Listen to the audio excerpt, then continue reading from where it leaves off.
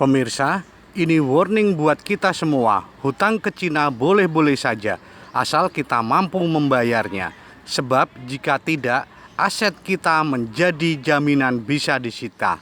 Itulah yang terjadi kepada 3 negara di dunia ini, di antaranya Tajikistan, Sri Lanka, dan Montenegro. Sebagian berpendapat bahwa 3 negara tersebut masuk dalam rencana jebakan utang Cina. Dalam hal ini, Cina dianggap sengaja memberikan pinjaman ke negara lain, namun dengan iming-iming nilai hutang yang besar. Di sisi lain, mereka membuat kontrak yang menguntungkan Cina, sehingga ketika negara yang berhutang tidak bisa melunasinya tepat waktu, mereka terpaksa menyerahkan sejumlah asetnya kepada Cina sebagai ganti hutang yang belum terbayarkan. Berikut beberapa negara yang asetnya disita Cina karena tidak mampu membayar hutangnya. 1. Tajikistan. Tajikistan dikenal sebagai negara yang cukup bergantung dengan utang Cina. Sebagai contoh, dalam pembangunan gedung parlemen baru, Cina memberikan sekitar 120 juta US dollar dari total 250 US dollar total estimasi biaya pembangunannya. Dikutip dari Eurasinet, beban hutang Cina ini membuat Tajikistan membayarnya dalam bentuk aset atau barang. Sebagai contoh, pada tahun 2016, perusahaan Cina TBEA mengerjakan proyek pembangkit listrik 400 MW di Dushen. Dalam proyek ini, pemerintah Tajikistan hanya menyumbang 17,4 juta US dollar untuk proyek senilai 349 juta US dollar.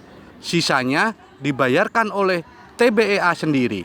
Untuk melunasi hutang tersebut, Tajikistan memberikan konsesi kepada TBEA untuk mengembangkan tambang emas Kormat dan Dubau Timur. Jika tambang tersebut tidak mengandung cukup emas, maka Tajikistan akan memberikan izin pengembangan aset lainnya.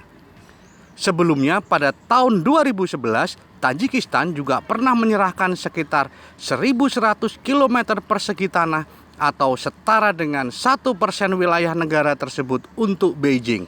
Hal ini dilakukan kepada mereka karena belum bisa sepenuhnya membayar hutang ke Cina. Kedua, Sri Lanka. Beberapa waktu yang lalu, Sri Lanka baru saja mengalami keberangkutan jika melihat ke belakang. Negara ini memiliki kaitan yang cukup lekat dengan Cina.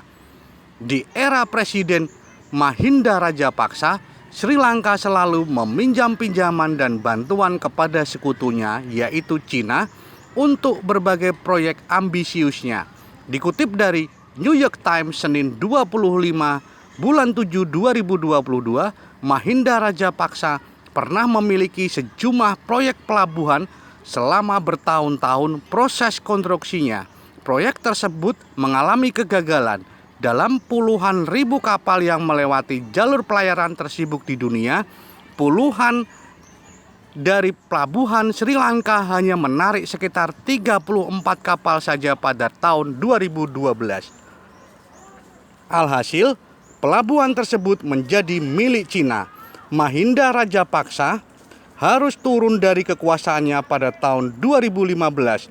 Namun, untuk pemerintahan yang baru harus berjuang untuk membayar hutang kepada negara peninggalannya. Di bawah tekanan Cina, pemerintah akhirnya menyerahkan pelabuhan dan 15.000 hektar tanah di sekitar selama 99 tahun. Ketiga, Montenegro. Sebagai negara di Eropa, Montenegro juga pernah berurusan hutang dengan Cina. Dikutip dari NPR, negara ini pernah memiliki proyek pembangunan jalan raya yang membentang dari Pad of Bar Montenegro di Laut Adriatik ke Beograd, ibu kota negara tetangga Serbia. Namun, siapa yang menyangka bahwa proyek ini akan mengantarkan Montenegro dalam pusaran hutang Cina. Pada tahun 2014, pemerintah menandatangani kerjasama dengan Cina Road and Bridge Corporation yang didanai ekspor-impor Bank of China.